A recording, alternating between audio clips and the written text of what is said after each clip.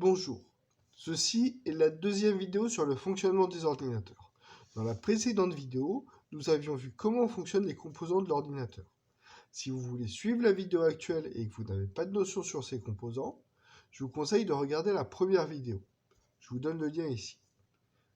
Dans cette vidéo, j'aborde le sujet du système d'exploitation, ainsi que la fabrication des composants basés sur les transistors, également une liste de fonctionnalités ajoutées au fil des années sur les ordinateurs qui vous permettra d'approfondir le sujet en naviguant sur Internet. Et donc voilà, je reviens au système d'exploitation. Effectivement, pour faire fonctionner correctement et comprendre comment fonctionne un ordinateur, l'explication sur ses composants ne suffit pas. Il manque les programmes. En effet, sans programme, l'ordinateur ne pourra pas interagir comme il le fait.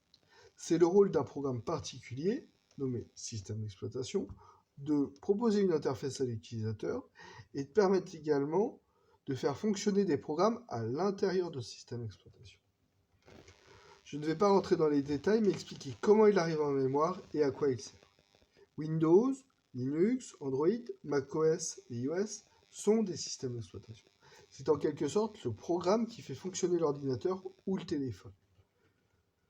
Il permet principalement de lancer plusieurs programmes à la fois et que ces programmes puissent tous accéder au périphérique. Le système d'exploitation va pour cela réserver certaines parties de la mémoire à chacun de ces programmes. Ainsi, chaque programme lancé sous Windows aura accès qu'à une partie de la mémoire. Et le système d'exploitation va aussi permettre aux programmes de fonctionner de tout petits laps de temps, les uns après les autres, sur le processeur, donnant l'illusion que plusieurs programmes tournent en même temps sur un seul processeur. Chaque programme peut envoyer des ordres au système d'exploitation pour envoyer ou obtenir des données sur les périphériques.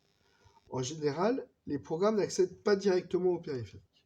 Le système d'exploitation prendra alors le relais pour, par exemple, écrire ou lire dans un fichier, dans un disque dur qui est un périphérique, ou ouvrir une fenêtre à l'écran. Aussi, on peut se demander comment le système d'exploitation arrive en mémoire, alors que la mémoire vive se vide à chaque démarrage. Pour cela, il faut savoir qu'il existe de la mémoire nommée mémoire morte qui contient un programme, et que ces données, ce programme, ne peuvent être effacées et restent toujours en place. Lors du démarrage de l'ordinateur, c'est ce programme en mémoire morte qui est exécuté. Il est nommé sur les PC BIOS ou UEFI, mais quasiment chaque type d'appareil, téléphone, tablette, etc., a un petit programme similaire qui permet de booter, de lancer le système d'exploitation. Ce petit programme en mémoire va lire depuis le disque dur et charger ainsi le système d'exploitation, puis l'exécuter. Puis le système d'exploitation ainsi lancé va détecter les périphériques, puis charger les programmes nécessaires au démarrage. Et bien voilà, vous savez comment fonctionne un ordinateur, un téléphone ou les objets composés de processeurs et de mémoire. Éventuellement, vous pouvez vous demander comment les composants sont fabriqués et font pour réaliser ces tâches. Ce sont principalement les transistors qui permettent de faire toutes ces actions. Le transistor, c'est un petit peu la brique de base de l'électronique. Je vous explique ça ici. Les transistors vont permettre d'effectuer des opérations logiques très simples. Mais en les combinant sur un circuit, on peut faire des opérations bien plus complexes, comme par exemple faire une addition sur des octets ou exécuter des programmes à l'aide d'un processeur vu précédemment. Les processeurs durant les années 70 étaient composés de quelques milliers de transistors. Aujourd'hui, ils en possèdent souvent plusieurs milliards. Sachez qu'un transistor est un composant électronique ayant 3 connecteurs ou broches. C'est en mélangeant certains métaux et éléments chimiques qu'on arrive à créer ces transistors ayant les bonnes propriétés électriques. Donc je reviens sur les broches du transistor. On appelle ces 3 broches source, grille et drain. Sur certains transistors, si on n'applique pas de tension sur la broche nommée grille, alors le transistor a une grande résistance et le courant ne peut pas passer de la source vers le drain. Inversement, sur ces transistors, si on applique une tension sur la grille, le courant pourra passer entre la source et le drain. D'autres transistors se comportent de manière inverse. Et c'est principalement en combinant ces transistors que le processeur et les mémoires vives arrivent à se comporter comme je l'ai décrit. Pour entrer un peu plus dans les détails, en assemblant plusieurs transistors, on peut créer des portes logiques qui vont permettre de faire des opérations un petit peu plus complexes, mais malgré tout assez simples. Par exemple, la porte logique non. Son principe est qu'elle inverse la tension. S'il n'y a pas de tension en entrée, il y aura une tension en sortie. Et vice-versa, s'il y a une tension en entrée, il n'y aura pas de tension en sortie. Le schéma de cette porte-non est affiché. Et si vous vous y connaissez un petit peu en électricité, vous comprendrez qu'effectivement, elle effectue bien une opération logique. Non, je ne rentre pas dans les détails, mais vous pouvez mettre en pause la vidéo. En réfléchissant un petit peu, vous comprendrez que ça fonctionne bien. Et là, je vous présente la porte logique. Et dans ces portes logiques, pour qu'il y ait une tension en sortie, il faut qu'il y ait une tension à la fois à l'entrée A et à l'entrée B. Dans les autres cas de figure, la tension de sortie sera nulle. De la même manière, en analysant ce schéma, vous comprendrez qu'il fonctionne bien.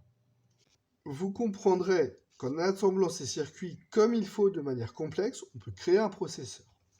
Pour créer ces circuits demandant énormément de transistors, plutôt que d'assembler des petits composants de transistors, on a besoin de miniaturer ces transistors, étant donné qu'il en faut des milliards. On utilise pour cela le processus de gravure. On utilise des tranches de silicium nommées wafers, dont vous voyez une photo ici. On envoie sur le silicium une image du circuit en tout petit, ce qui aura pour effet de changer les propriétés chimiques des zones éclairées. Puis on réalise plusieurs opérations chimiques. Enfin, on obtient sur ce wafer tout un tas de circuits intégrés, aussi nommés die. On les sépare et on les intègre à des boîtiers, ce qui donnera alors un processeur, de la mémoire ou d'autres composants. Voilà. Là, donc, vous savez pas mal sur le fonctionnement du matériel dans l'ordinateur, du système d'exploitation et comment ça peut être fabriqué. Je vous propose pour approfondir une liste de fonctionnalités les plus importantes qui ont été ajoutées progressivement au fil des années. Bien que je ne rentre pas dans les détails, vous pouvez approfondir le sujet en naviguant sur Internet. Donc, voici les principales améliorations faites à l'ordinateur.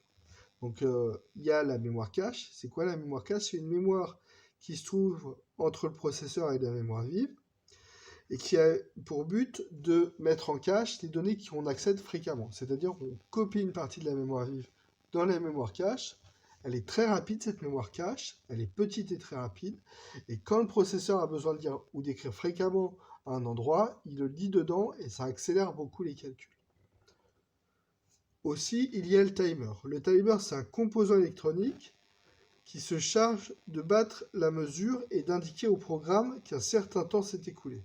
Par exemple, pour un jeu de voiture, la voiture doit avoir une certaine vitesse. Si le processeur est rapide ou lent, la voiture ne doit pas aller à un rythme différent. Elle doit aller toujours au même rythme. C'est ce composant, le timer, qui permet de faire cela. C'est pareil également avec les vidéos ou avec le son, quoi. Donc il y a aussi la protection des périphériques et la pagination, qui sont deux fonctionnalités qui ont été ajoutées, et ils permettent d'augmenter la sécurité. Effectivement, seul le système d'exploitation doit pouvoir accéder aux périphériques et à toute la mémoire. Des fonctionnalités dans le processeur permettent au programme lancé dans le système d'exploitation de ne pas pouvoir accéder à toute la mémoire et aux périphériques directement. Ils doivent demander au système d'exploitation s'il peut accéder à certains périphériques. Il y a aussi les processeurs multicore qui ont été lancés, c'est-à-dire qu'auparavant, il n'y avait qu'un seul processeur dans un boîtier, dans un processeur en quelque sorte. Maintenant, on retrouve classiquement 2, 4 ou 8 processeurs dans un même boîtier. Le système d'exploitation arrive quand nécessaire à répartir les différents programmes en cours sur les processeurs, ce qui accélère beaucoup l'ordinateur. Enfin, il y a quelque chose qui s'est amélioré au fil des années de manière constante, c'est la création de logiciels facilitant la programmation des ordinateurs. Avant, dans les années 70, 80, 60, c'était très dur de programmer. Maintenant, c'est devenu beaucoup plus simple. Il y a le C, C++, PHP, il y a tout un tas de langages qui permettent de moins difficilement programmer des programmes complexes. Voilà. Et ben, c'est la fin, et j'espère que cette vidéo, elle vous aura plu. Normalement, avec ça, vous êtes un pro.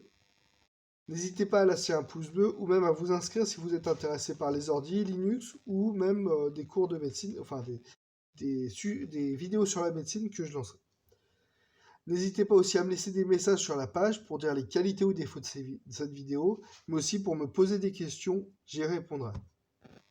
Enfin, j'aimerais savoir par curiosité à quoi vous servira cette vidéo, satisfaire votre curiosité, mieux comprendre pour mieux assembler les ordinateurs ou une autre raison. Voilà, je vous remercie beaucoup. d'avoir vu cette vidéo et je vous dis à bientôt. Au revoir.